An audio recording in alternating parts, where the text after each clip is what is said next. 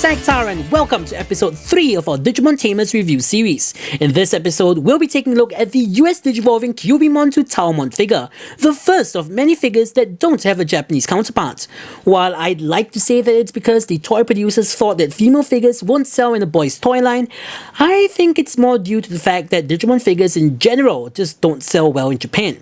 Regardless, for an entirely US original figure, this has got to be one of the better ones in the line. Right off the bat, they managed to pretty much nail a rather complex design in toy form. For the most part. Just look at the excellently sculpted and painted in ribbon that's formed from various Shinto elements. Sadly, the rest of the figure is sorely lacking in paint. We don't even have the white tips of Kyubimon's ears and tails, and all of the yin-yang symbols on her are unpainted. Of course, they also had to make other compromises for the sake of transformation. For instance, the feet and rear legs. While Kyubimon's feet are supposed to be rather petite and fully engulfed in blue flame, they are pretty much Taomon's feet with fire extending from the heels.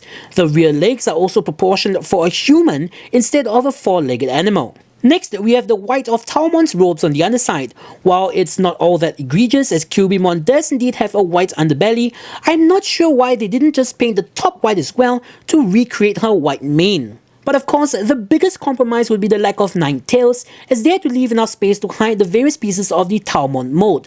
Though, to be fair, having 9 articulated tails on a transforming toy might not have been such a wise idea. On the subject of a tail, note that this is technically how her tail is supposed to be positioned, as it needs to be angled up for Taomon's arms to peg in securely.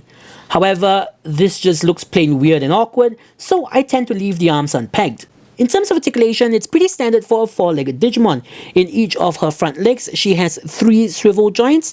Unfortunately, it's really hard to show off the range of their joints on camera as they are pretty tight. Her feet can also swivel from side to side. As for her rear legs, they each have 1 swivel joint and her feet are on ball joints.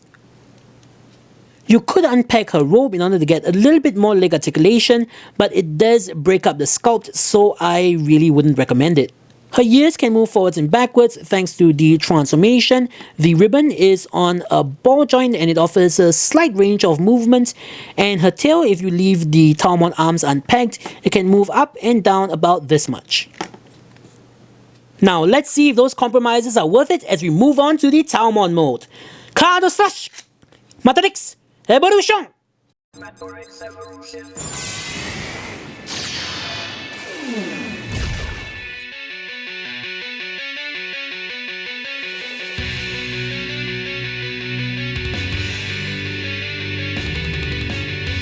We first start by extending Kyubimon's head on these hinges, rotating it all the way around and pushing it off to the back, flip open the front of the torso, fold out Taomon's head and fold up her ears, fold up Taomon's arms and slide them out.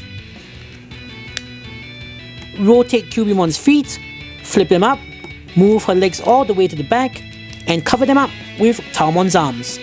Straighten up her rear legs, while removing Taomon's pants from the inside of Kyubimon's tails.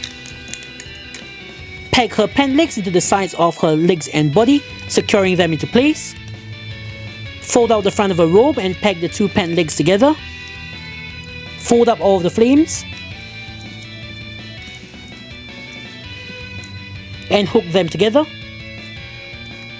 Split the ribbon, push Kyubimon's head through it and reconnect the ribbon on the other side. And last but not least, we extend her arms.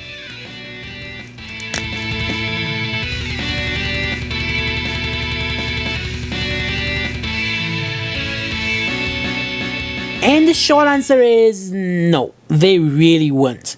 Taomon is what I call a disappointment. While she looks great from the front and I really love how the transformation involves literally putting pants on her, the whole mode is just a brick. The only points of articulation on this figure are her head, which is on a very stiff neck joint, her arms, which when lifted up reveal all of these gaps, and her feet, which are on ball joints. The feet articulation, however, is pretty much useless thanks to that gigantic backpack that's pretty much all of the Kyubimon mode jammed onto her back. The only way you're going to be able to get her to stand up reliably is by using her tail for support. Speaking of the tail, it's really unfortunate that they couldn't find a way to consolidate it more. Regardless, focusing on the positives, this mode is actually surprisingly really nicely detailed.